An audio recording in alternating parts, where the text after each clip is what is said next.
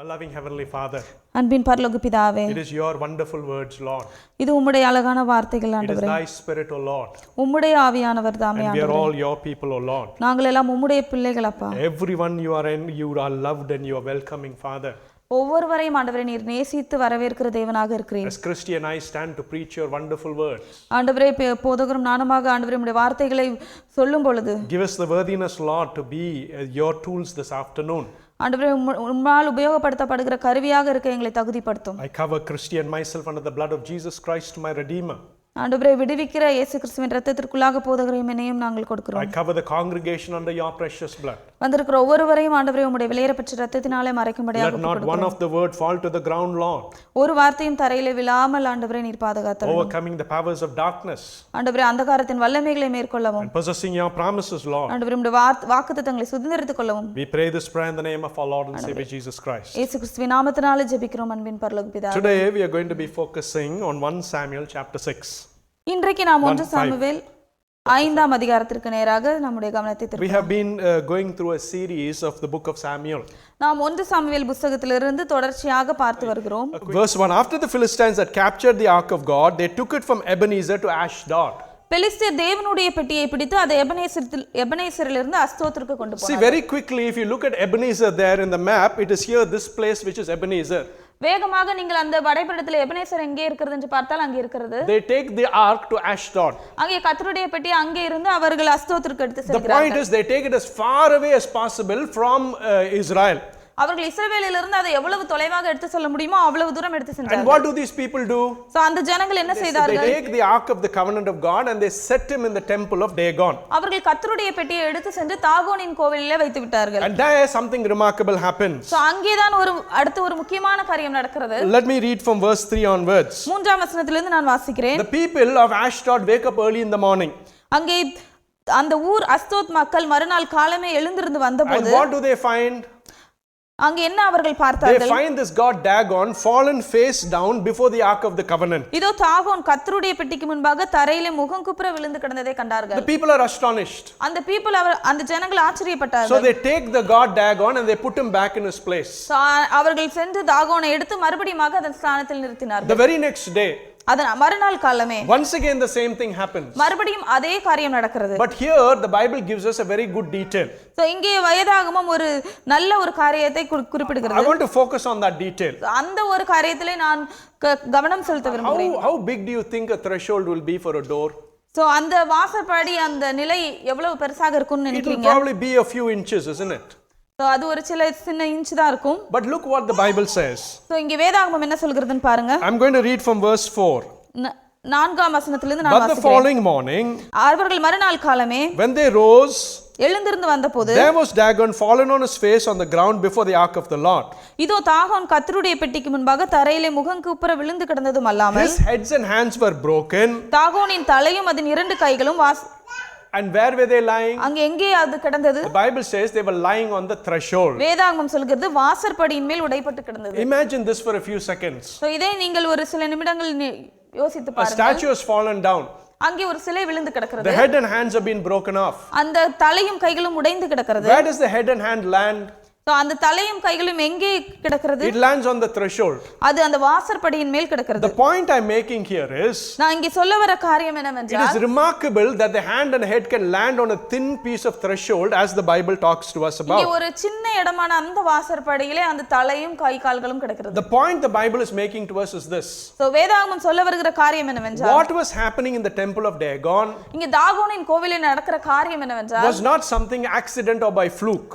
இது ஒரு தற்செயலாக நடந்த ஒரு காரியமாக It அல்ல. was the hand of God making these things take place. அது கர்த்தருடைய கரம் அங்கே செயல்பட்டு அந்த காரியத்தை நடத்தியது. This verse, hand of God, is mentioned about 4 times in the chapter of Samuel chapter 5.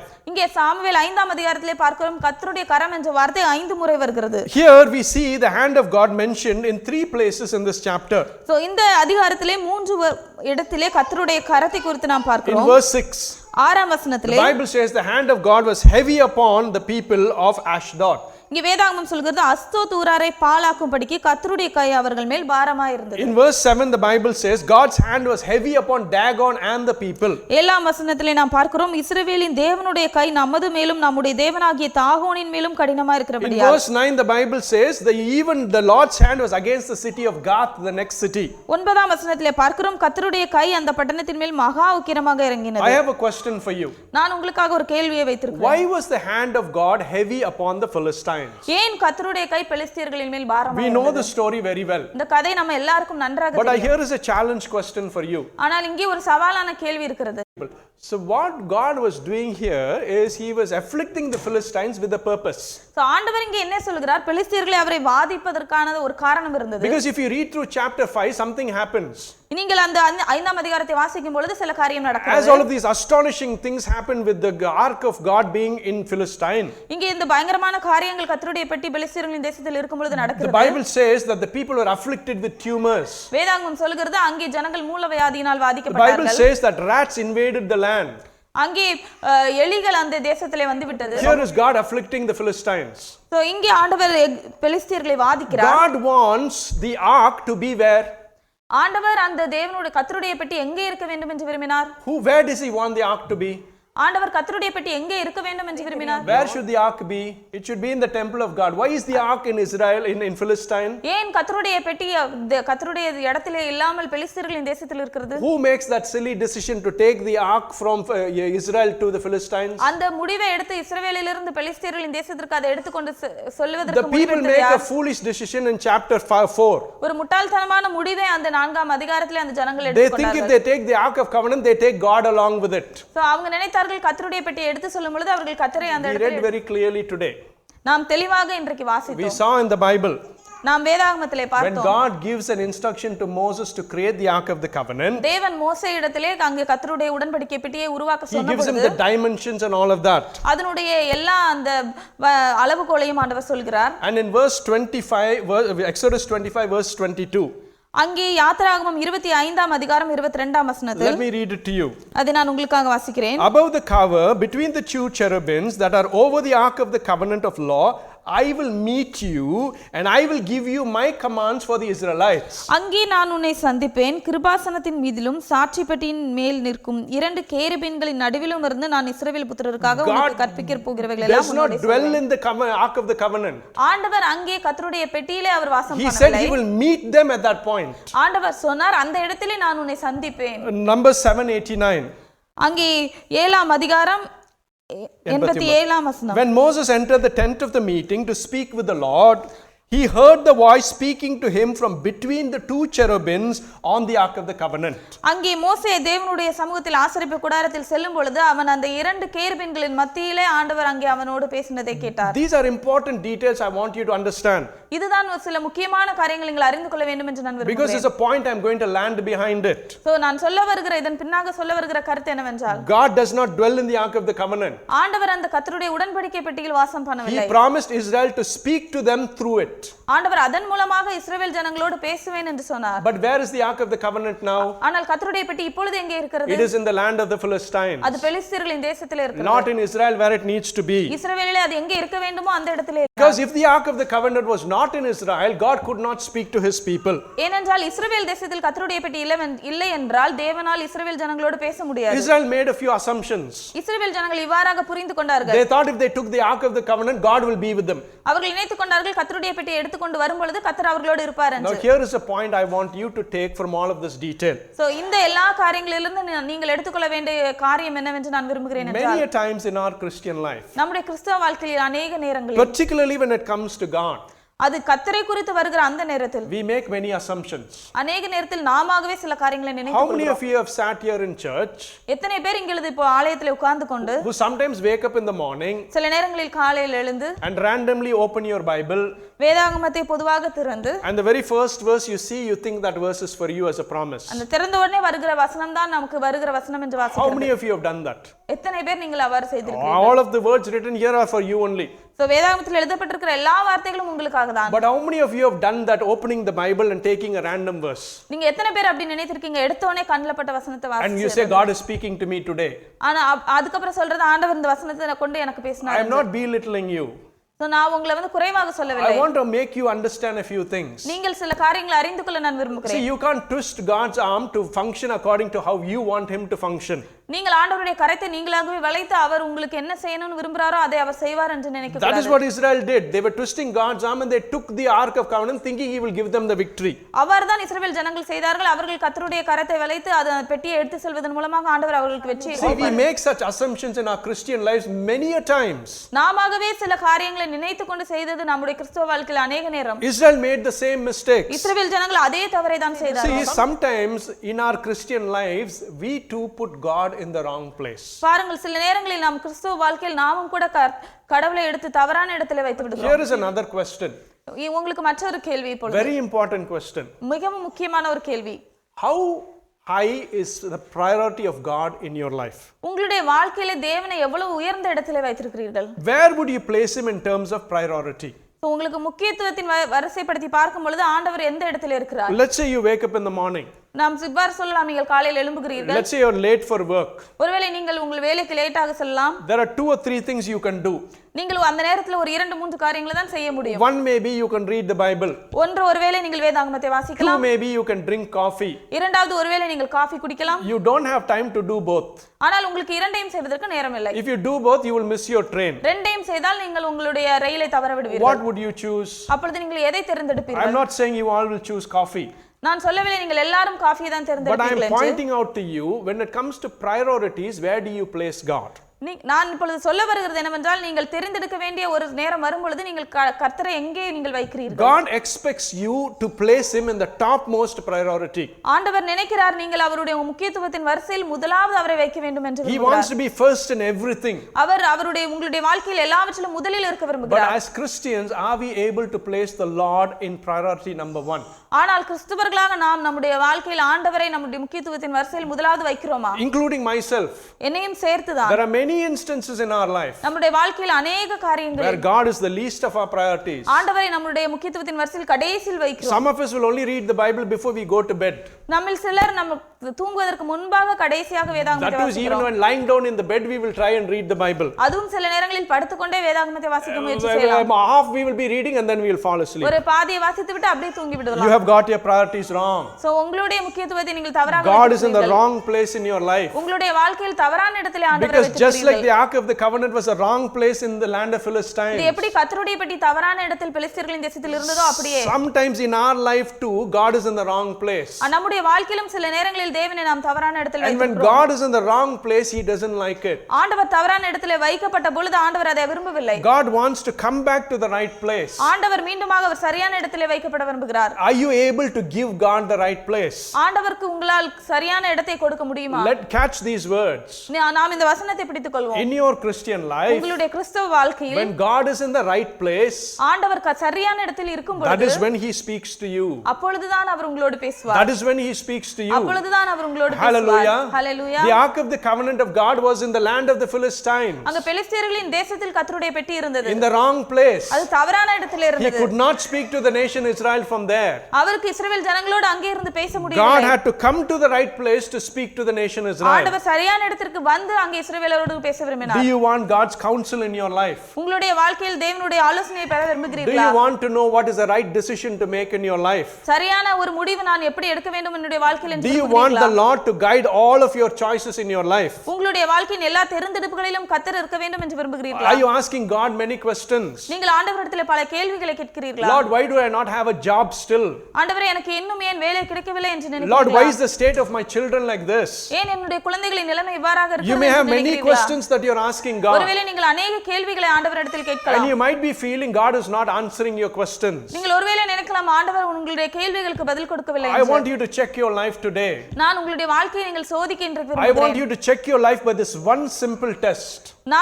நீங்கள் உங்கள் வாழ்க்கையை சோதிக்க வேண்டும் என்று விரும்புகிறேன் இந்த ஒரு சிறிய சோதனையின் மூலமாக. Where is God in your life today? உங்களுடைய உங்களுடைய வாழ்க்கையில் ஆண்டவர் இங்கே இப்பொழுது எங்கே இருக்கிறார்? What level of priority have you given God in your life today? உங்கள் முக்கியத்துவத்தின் வரிசையில் நீங்கள் எந்த இடத்திலே ஆண்டவரை When you வைத்திருக்கிறீர்கள்? place God in the most high priority, நீங்கள் உங்கள் வாழ்க்கையில் ஆண்டவரை முதலாவது முக்கியத்துவம் கொடுத்து வைத்திருக்கும் God பொழுது begins to answer your prayers. ஆண்டவர் உங்களுடைய எல்லா ஜெபங்களுக்கும் பதில் God கொடுக்க begins to ஆரம்பிக்கிறார். speak to you. ஆண்டவர் உங்களுக்கு உங்களோடு பேச Here ஆரம்பிக்கிறார். too, my brothers and sisters in Christ, இங்கேயும் தான் சகோதர the சகோதரிகளே, Philistines had taken the Ark of Covenant away from Israel. பெலிஸ்தியர்கள் கர்த்தருடைய பெட்டியை இஸ்ரவேலர்களிலிருந்து தூரமாக எடுத்துக்கொண்டு God was in the செல்கிறார்கள். wrong place. ஆண்டவர் அங்கே தவறான இடத்திலே God வைக்கப்பட்டார். wanted to go back to the right place. ஆண்டவர் அவர் சரியான இடத்திற்கு கொண்டு செல்லப்பட விரும்பினார். Let me tell you a quick story. நான் உங்களுக்கு வேகமாக ஒரு சின்ன கதையை There சொல்கிறேன். was a professor in a university. அங்கே ஒரு பேராசிரியர் என்னுடைய கல்லூரியில் He இருந்தார். had an empty jar. அவர் ஒரு காலியான ஒரு பாத்திரத்தை வைத்திருந்தார். In that jar, first he put a few rocks. அந்த ஒரு காலியான பாத்திரத்திலே அவர் ஒரு சில கல்லுகளை, பெரிய பாறை போன்ற கல்லுகளை He போட்டார். was able to fit 2 rocks in that jar. அதற்குள்ளாக அவரால் 2 பாறைகளை போட முடிந்தது. And then he lifted up the jar and he showed it to the students. அதை எடுத்து அவர் அங்கே உள்ள மாணவர்களிடத்திலே காண்பித்தார். And he asked the students, is this jar full? அந்த மாணவர்களை கேட்டார், இந்த அந்த ஜார் வந்து ஃபுல்லா இருக்கான்னு கேட்டார். The students were not able to answer. அந்த மாணவர்களால் அதற்கான பதிலை சொல்ல முடியவில்லை. Then the professor took some small pebbles, small stones. அதன் பிறகாக அந்த பேராசிரியர் சில ஜல்லி போன்ற சின்ன கற்களை And எடுத்துக்கொண்டார். he put it into the jar. அதை அவர் அந்த ஜாரிலே போட்டார். And he shook the jar. அப்பொழுது அவர் அந்த ஜாரை குலுக்கினார். The pebbles went amongst the big rocks. அந்த ஜல்லி போன்ற கற்கள் அந்த பெரிய பாறைகளுக்குள்ளாக சென்று விட்டது. Then he took the jar and he showed the students. அப்பொழுது அவர் அந்த ஜாரை எடுத்து அந்த மாணவர்களிடத்திலே And he காண்பித்தார். asked, is the jar full? அப்பொழுது மறுபடியும் கேட்டார், அந்த பாத்திரம் முழுமையாக இருக்கிறதா? Some people said, no, it's full. சிலர் சொன்னார்கள், ஆமா இப்பொழுது அது முழுமையா The இருக்குது. professor then took some sand and poured it into the jar. அதன் பிறகு மீண்டுமாக அந்த பேராசிரியர் சில மண்ணை எடுத்து அதற்குள்ளாக போட்டார். And he shook the jar. அதை குலுக்கி விட்டார். More sand went into the jar. நிறைய மண் அதற்குள்ளாக போய் நிரப்பி Then he விட்டது. lifted the jar and he asked the students, is the jar full? இப்பொழுது அவர் அந்த ஜாரை எடுத்து உயர்த்தி பிடித்து அவர்களோடு கேட்கிறார், இந்த ஜார் இப்போ ஃபுல்லா இருக்கான்னு. All of the students said it is full.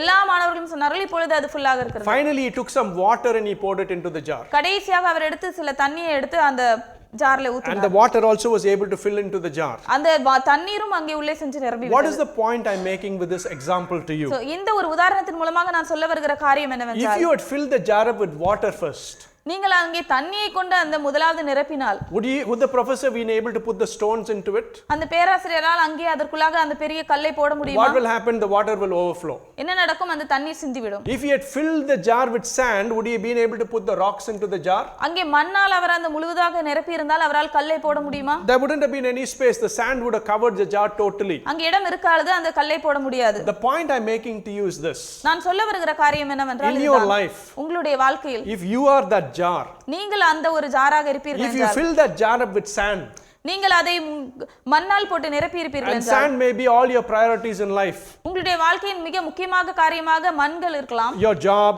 உங்களுடைய வேலை, your children, உங்கள் குழந்தைகள், your friends, உங்களுடைய நண்பர்கள், your social media accounts, உங்களுடைய சோஷியல் மீடியால உள்ள accounts, all of your other things that you'd give priority for. நீங்க மற்ற காரியங்கள் நீங்க எதுக்கெல்லாம் முக்கியத்துவம் கொடுக்கறீங்களோ If அதெல்லாம். you fill up that jar with all of that, so உங்களுடைய அந்த ஜாரை இது எல்லாவற்றையும் there நிரப்பினீர்கள் will be என்றால், no room for the rocks. So அங்கே பாறையை போடுறதுக்கு இடம் இருக்காது. The rock, if you think it to be as God, so நீங்க அந்த பாறை அதுதான் தேவன் என்று நீங்கள் நினைத்துக் கொள்ளலாம். then God has no room in your life. அப்பொழுது அங்க தேவனுக்கு அங்க இடமே இல்லை. God has no place in your life. உங்களுடைய வாழ்க்கையில் தேவனுக்கு இடமே இல்லை அங்கே. The question I want to land with you is this. நான் உங்களிடத்தில் சொல்ல விரும்புகிற கேள்வி என்னவென்றால் இதுதான். How much room do you have in your life for the Lord? நீங்கள் தேவனுக்கு உங்கள் வாழ்க்கையில் எவ்வளவு இடம் Do you வைத்திருக்கிறீர்கள்? have a very small place for Him?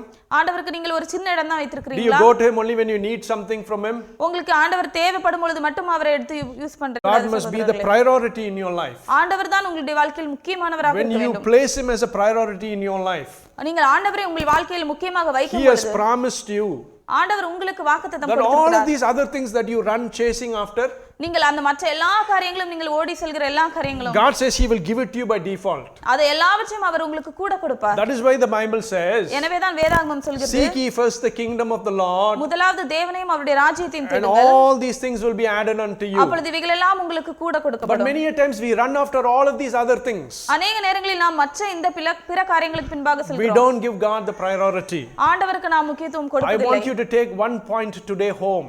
இன்றைக்கு நீங்கள் வீட்டிற்கு செல்லும் பொழுது இந்த ஒரு காரியத்தை எடுத்து சொல்ல In your விரும்புகிறேன். personal life, உங்களுடைய தனிப்பட்ட I வாழ்க்கையில் want you to give God the top priority. நீங்கள் ஆண்டவருக்கு முதலாவது முக்கியத்துவம் கொடுக்க நான் விரும்புகிறேன். More than your children, உங்களுடைய குழந்தைகளை விட, more than your spouse, உங்களுடைய கணவனையோ மனைவியோ விட, more than your job, உங்களுடைய வேலையை விட, more than your money, உங்களுடைய பணத்தை விட, more than anything.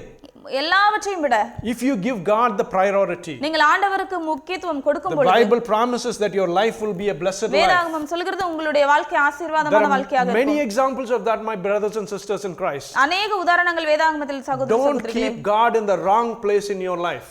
தேவனை எடுத்து தவறான இடத்திலே உங்கள் வாழ்க்கையில் வைத்து When He விடாதீர்கள். is not in the right place, ஆண்டவர் சரியான இடத்தில் இல்லாத பொழுது things will not go well for you in your life. உங்களுடைய வாழ்க்கையில் உள்ள காரியங்கள் உங்களுக்கு சரியாக You இருக்காது. will strive, but you will go nowhere. நீங்கள் அதிகமாக விரும்புவீர்கள், ஆனால் உங்களால் எதுவும் செய்ய You முடியாது. will earn a lot of money, but it will disappear. அநேக பணத்தை நீங்கள் சம்பாதிப்பீர்கள், அது இல்லாமல் You போய்விடும். will put a lot of effort in your life, and it will come to nothing. அநேக முயற்சிகளை உங்கள் வாழ்க்கையில் செய்வீர்கள், ஆனால் அவை எல்லாம் ஒன்றுமில்லாமல் போகும். Nothing will come. உங்களுக்கு எதுவுமே வாய்க்காம போகும். Nothing will be success for you in your life. When you place God in the right place, நீங்கள் தேவனை எடுத்து சரியான இடத்தில் உங்கள் வாழ்க்கையில் வைக்கும் everything பொழுது will come back to you. எல்லாமே உங்களுக்கு நேராக வரும். Maybe you are asking for a child. ஒருவேளை நீங்கள் குழந்தைக்காக தேவனிடத்தில் God will கேட்கலாம். give you the child. ஆண்டவர் உங்களுக்கு குழந்தையை கொடுப்பார். Maybe you are asking for a job. ஒருவேளை நீங்கள் வேலைக்காக ஆண்டவரிடத்தில் God will கேட்கலாம். give you the job. ஆண்டவர் உங்களுக்கு வேலையை Maybe you கொடுப்பார். are asking for peace in your families. ஒருவேளை உங்கள் குடும்பத்தில் நீங்கள் சமாதானத்திற்காக ஆண்டவரை God will கேட்கலாம். give you peace in the family. உங்களுக்கு குடும்பத்தில் ஆண்டவர் சமாதானத்தை See, a கொடுப்பார். family which is filled by the presence of God is a family which is filled with the peace of God. ஆண்டவருடைய பிரசன்னத்தினால் நிரம்பின குடும்பம் தேவ சமாதானத்தினால் நிரப்பப்பட்ட குடும்பம். Make God the top priority in your life. ஆண்டவரே உங்களுடைய வாழ்க்கையின் முதலாவது You முக்கியத்துவமாக may claim, இருப்பாராக. yes, He is my priority. நீங்கள் ஒருவேளை நினைக்கலாம் இதுதான் என்னுடைய But முக்கியத்துவம் I என்று. want to ask you that question again. ஆனால் நான் மீண்டுமாக இந்த கேள்வியை உங்களிடத்தில் நான் கேட்க Is He விரும்புகிறேன். really the priority in your life? ஆனால் ஆண்டவர் தான் உண்மையாக உங்களுடைய வாழ்க்கையில் Whatever முக்கியத்துவமானவராக choices இருக்கிறாரா? come before you, எந்த விதமான தேர்வெடுப்புகள் Put உங்களுக்கு him முன்னாக வந்தாலும் first. ஆண்டவரை முதலாவது and then வையுங்கள். the blessings of God will flow into your lives. பிறகு தேவனுடைய ஆசீர்வாதம் உங்கள் வாழ்க்கையில் Blessings தடையில்லாமல் that you வரும். did not even think you will get will come to your life. நீங்கள் நினைக்காத ஆசீர்வாதங்கள் எல்லாம் உங்கள் வாழ்க்கையில் வரும். God will be a part of every aspect of your life. உங்கள் வாழ்க்கையின் எல்லா பகுதிகளிலும் தேவன் There will இருப்பார். not be any secret hidden places. அங்கே மறைக்கப்பட்ட காரியம் மறைவான இடம் எதுவும் இருக்காது. God will be center point in your life. உங்கள் வாழ்க்கையின் நடுமையத்தில் தேவன் இருப்பார். God was not with the nation Israel. அங்கே ஆண்டவர் இஸ்ரவேல் தேசத்தில் இல்லை. In chapter 5 the Bible says that he was in the Philistine territory. அங்கே 15ஆம் அதிகாரத்தில் வேதாகமத்தில் வாசிக்கிறோம் பெலிஸ்தீர்களின் தேசத்தில் அங்கே இருக்கிறார். And God's hand was heavy upon the nation, the Philistines. கர்த்தருடைய கை பெலிஸ்தீர்களின் தேசத்தின் மேல் பாரமாய் இருந்தது. God wanted him to come back to the right place. ஆண்டவர் அதை எடுத்துக்கொண்டு சரியான இடத்தில் வைத்து வர விரும்புகிறார். In your lives today, உங்களுடைய வாழ்க்கையிலும் இன்றைக்கு do you feel that God's hand is heavy upon you? நீங்கள் நினைக்கிறீர்களா கர்த்தருடைய கை உங்கள் மேல் பாரமாக இருக்கிறது என்று? Whatever I do doesn't prosper. நான் என்ன செய்தாலும் அங்கே ஆசீர்வாதம் இல்லை. I keep running after these things but nothing comes to me. அநேக காரியங்களின் பின்னாக நான் ஓடுகிறேன், ஆனால் எதுவும் எனக்கு I put வாய்ப்பதில்லை. so much effort into this, nothing comes to me. அநேக முயற்சிகளை நான் செய்கிறேன், அது எனக்கு எதுவும் கிடைப்பதில்லை. Sorrow after sorrow is hurting my life. துயரத்திற்கு மேல துயரமாக வந்து என்னை காயப்படுத்துகிறது. Perhaps the hand of God is against you. ஒருவேளை கர்த்தருடைய கை உங்களுக்கு விரோதமாக இருக்கிறதா? Because he is harsh against you. ஏனே ஆண்டவர் உங்களுக்கு விரோதமாக கடினமாக இருக்கிறாரா? Because the Lord is not in the right place in your life. ஏனென்றால் தேவன் உங்கள் வாழ்க்கையில் சரியான இடத்தில் My இல்லை. brothers and sisters in Christ, I want you to take this seriously. பிரியமான சகோதர சகோதரிகளே, இதை நீங்கள் விசேஷமாக கவனமாக எடுத்துக்கொள்ள நான் Put விரும்புகிறேன். God back to where he belongs. ஆண்டவரை அவர் எங்கே இருக்க வேண்டுமோ அந்த இடத்திலே வையுங்கள். Have you backslidden in your Christian life? உங்களுக்கு கிறிஸ்தவ வாழ்க்கையில் ஒருவேளை நீங்கள் பின்வாங்கி போய் Here இருக்கிறீர்களா? is the time and a warning back to you. இதுதான் உங்களுக்கான நேரமும் ஒரு எச்சரிப்புமாக இருக்கிறது. Place God back into the right place. ஆண்டவரை எடுத்து சரியான இடத்திலே நீங்கள் When the வையுங்கள். Lord comes back to the right place, ஆண்டவர் சரியான இடத்திலே வரும்போது God will begin to work in your mind, in your life. ஆண்டவர் உங்கள் வாழ்க்கையில் வேலை செய்ய ஆரம்பிப்பார். See, when our God is a God who wants to speak to you. நம்முடைய தேவன் அவர் உங்களோடு பேச விரும்புகிற தேவனாக I'm going to be இருக்கிறார். finished in a few minutes. நான் இன்னும் சில நேரங்களிலே முடித்துக்கொள்ள விரும்புகிறேன். God wanted to speak to the nation Israel. ஆண்டவர் இஸ்ரவேல் தேசத்தோடு பேச He விரும்பினார். wanted to communicate with his people.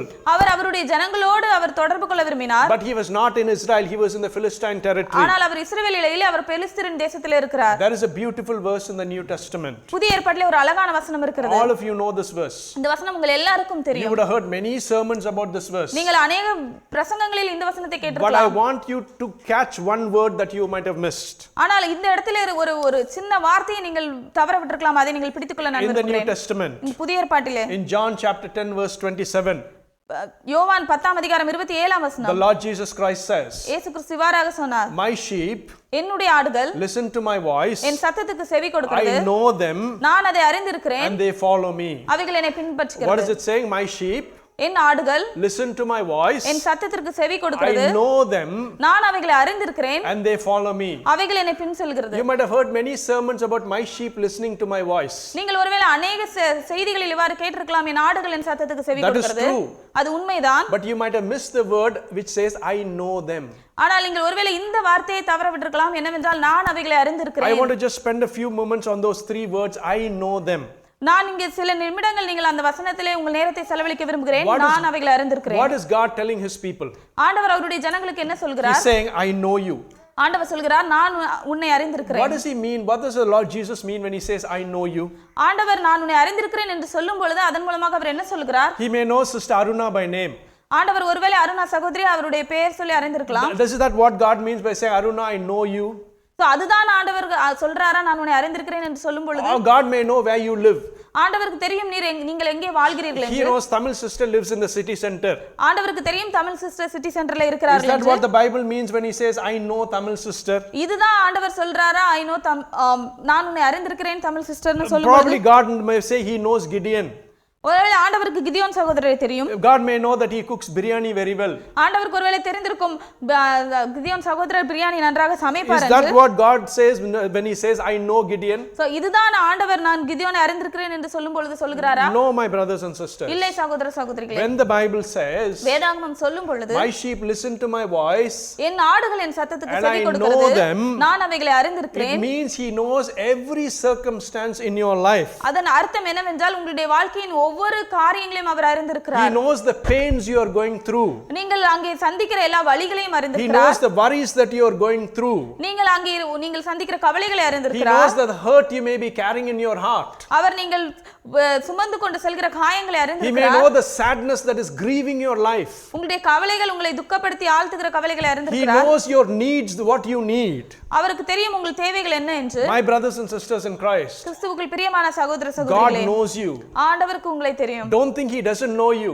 நீங்கள் ஆண்டவருக்கு நீ தெரியாது என்று Don't think these நினைக்காதீர்கள். troubles in your life is alien to God. நீங்கள் ஒருவேளை ஆண்டவர் என்னுடைய கஷ்டங்கள் எல்லாம் அவருக்கு தெரியுமா என்று நீங்கள் நினைக்காதீர்கள். எல்லாவற்றையும் நன்றாக ஆண்டவர் அறிந்திருக்கிறார். He knows everything very well. All of those circumstances he knows very well. உங்களுடைய எல்லா காரியங்களையும் அவருக்கு நன்றாக தெரியும். That is why the Lord says I know them. எனவே தான் ஆண்டவர் இவ்வாறு சொல்கிறார், எனக்கு அவர்களை தெரியும். Are you going through a difficult time in your life today? உங்களுடைய வாழ்க்கையின் கஷ்டமான பகுதிகளுக்குள்ளாக நீங்கள் இன்றைக்கு செல்கிறீர்களா? Perhaps there's an upheaval in your family.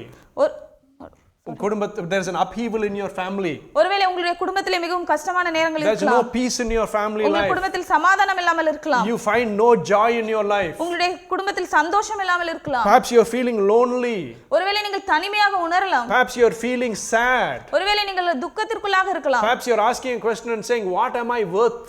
ஒருவேளை நீங்கள் ஆண்டவரிடத்தில் கேள்வி கேட்கலாம், ஆண்டவரே நான் எதற்கு தான் தகுதி? The Lord is speaking to you today. ஆண்டவர் இன்றைக்கு உங்களோடு பேசுகிறார். He is saying I know you. ஆண்டவர் சொல்கிறார், எனக்கு உன்னை தெரியும். You have come seeking me. நீங்கள் என்னை தேடி வந்திருக்கிறீர்கள். I know you.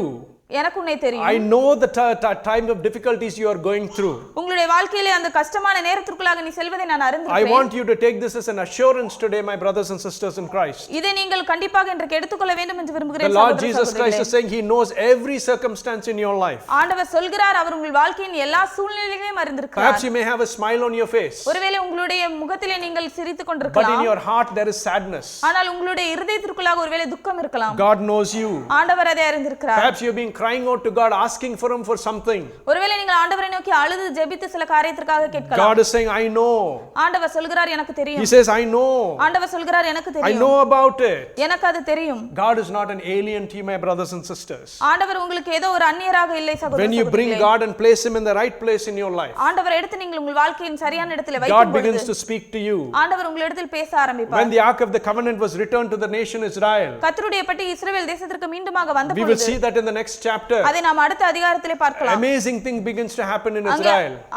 அநேக காரியங்கள் நடக்கிறதை நாம் பார்க்கிறோம். Some of you may be wondering, what does it mean God will speak to me? உங்களில் சிலர் ஆச்சரியப்பட்டிருக்கலாம், ஆண்டவர் என்னோடு பேசுவது என்றால் என்ன? God will use people to speak to you. ஆண்டவர் சில ஜனங்களை உபயோகப்படுத்தி உங்களோடு பேசுவார். God will use a friend to speak to you. ஆண்டவர் உங்களுடைய நண்பர்களை உபயோகப்படுத்தி உங்களோடு பேசலாம். God will always point you in the direction he wants you to go. ஆண்டவர் அவர் நீங்க எங்கே செல்ல வேண்டுமோ அந்த பகுதியை காண்பித்து உங்களை நடத்துவார். Don't be troubled. நீங்கள் வந்து The கவலைப்படாதீர்கள். God of the Bible is a loving God. வேதாகமத்தின் தேவன் அன்பான தேவனாக He is not a God who wants you to live your life in pain and suffering. அவர் உங்களுடைய வாழ்க்கையை நீங்கள் வலியிலும் வேதனையிலும் வாழ்வதற்காக அவர் He is விரும்பவில்லை. a God who wants to speak to you. நம்முடைய தேவன் உங்களோடு பேச விரும்புகிற God தேவனாக wanted to இருக்கிறார். speak to the nation Israel through the Ark of the Covenant. ஆண்டவர் இஸ்ரவேல் ஜனங்களோடு அவர் கர்த்தருடைய பெட்டியின் மூலமாக பேச He went to விரும்பினார். great extents to make sure the Ark of the Covenant was returned back to the nation Israel, ஆண்டவர் பல காரியங்களை செய்து இஸ்ரவேல் ஜனங்களுக்குள்ளாக அந்த பெட்டியை கொண்டு வர விரும்பினார். so that God could speak to them. ஏனென்றால் அவர் அதன் மூலமாக அவருடைய ஜனங்களோடு பேச Let me முடியும். leave you with a final thought. உங்களுக்கு ஒரு கடைசியான ஒரு குறிப்பை சொல்லி நான் If முடிக்க there are some விரும்புகிறேன். of you in church today இன்றைக்கு ஒருவேளை இவ்வாறாக சில ஜனங்கள் இருக்கலாம். waiting for an answer from God, ஆண்டவரிடத்திலிருந்து பதிலை பெறுவதற்காக and you have been காத்துக் asking கொண்டிருக்கலாம். the Lord, speak to me, ஆண்டவரிடத்தில் கேட்கலாம், ஆண்டவரே என்னோடு பேசும் என்று. what I should do, நான் என்ன செய்ய வேண்டும் what என்று. is the right decision. எது என்னுடைய சரியான முடிவாக இருக்கும் If என்று. you have been asking God to speak to you, ஒருவேளை இதை நீங்கள் ஆண்டவரிடத்தில் நீங்கள் ஆண்டவரே உங்களோடு பேச வேண்டும் என்று I want you to கேட்கிறீர்கள் make sure one thing is right, நீங்கள் ஒரு காரியத்தை நீங்கள் இன்றைக்கு முடிவு எடுத்துக் கொள்ள that வேண்டும். God is the right place in your life. ஆண்டவர் உங்களுடைய வாழ்க்கையின் சரியான இடத்தில் இருக்கிறாரா? Have you given him the right priority in your life? உங்களுடைய வாழ்க்கையின் சரியான முக்கியத்துவத்தை தேவனுக்கு கொடுத்திருக்கிறீர்களா? Everything else comes secondary. மற்ற எல்லா காரியங்களும் அதன் பின்பாக வருகிறது. Everything else comes secondary. எல்லா காரியங்களும் அதற்கு அடுத்தாக வருகிறது. Your cooking, உங்களுடைய சமையல், your job, உங்களுடைய வேலை, every single thing comes secondary. எல்லா ஒரு சின்ன சின்ன காரியமும் பின்பாக வருகிறது. Give God the priority, ஆண்டவருக்கு முக்கியத்துவம் and கொடுங்கள். God will work amazing things in your life. ஆண்டவர் அருமையான காரியங்களை உங்கள் வாழ்க்கையில் Hallelujah. செய்வார். ஹalleluya. Today we saw Samuel chapter 5. இன்றைக்கு நாம் சாமுவேல் 5ஆம் அதிகாரத்தை We பார்த்தோம். saw the ark of the covenant of God being in the wrong place. நாம் பார்த்தோம் கர்த்தருடைய பெட்டி தவறான இடத்துல இருக்கிறது என்று And I பார்த்தோம். raised a question. நான் உங்களுக்கு ஒரு கேள்வி எழுப்பினேன். Why was the hand of God against the Philistines? ஏன் கர்த்தருடைய கரம் பெலிஸ்தருக்கு விரோதமாக பாரமாக இருந்தது? Because he was unable to speak to his people. ஏனென்றால் கர்த்தரால் அவருடைய ஜனங்களோடு பேச முடியவில்லை. He was in the wrong place. அவர் தவறான இடத்தில் He வைக்கப்பட்டிருந்தார். wanted it come back to the right place. அவர் மீண்டுமாக சரியான இடத்தில் வர Because விரும்பினார். he wanted to speak to his people. ஏனென்றால் அவர் அவருடைய ஜனங்களோடு பேச In விரும்பினார். our lives too, it is the same thing. நம்முடைய வாழ்க்கையிலும் கூட அதே காரியம்தான். Ask yourself, is God in the wrong place in your life? உங்களிடத்தில் நீங்கள் கேளுங்கள், கர்த்தரை நீங்கள் தவறான இடத்தில் வைத்திருக்கிறீர்களா You may என்று. be a staunch Christian. ஒருவேளை நீங்கள் நல்ல ஒரு கிறிஸ்தவராக இருக்கலாம். You may know the Bible from one end to the other end. நீங்கள் வேதாகமத்தை அதன் ஆரம்பத்திலிருந்து முடிவு வரை நன்றாக Your prayer தெரிந்திருக்கலாம். life may be wonderful. உங்களுடைய ஜெப வாழ்க்கை அருமையானதாக இருக்கலாம். You may have a good singing voice. ஒருவேளை உங்களுக்கு அழகான பாடக்கூடிய குரல் இருக்கலாம். But if God is in the wrong place in your life, ஆனால் தேவன் உங்களுடைய வாழ்க்கையின் தவறான இடத்தில் all இருப்பார் of these என்றால் things do not matter. இது எல்லாவற்றினாலும் எந்த பிரயோஜனமும் இல்லை. Give God the priority. ஆண்டவருக்கு முதலாவது முக்கியத்துவம் கொடுங்கள். Place God at the right place, ஆண்டவரை சரியான இடத்தில் வையுங்கள். and his blessings will flow into your life. அவருடைய ஆசீர்வாதம் உங்களுடைய வாழ்க்கையில் வரும். Thank you, Jesus.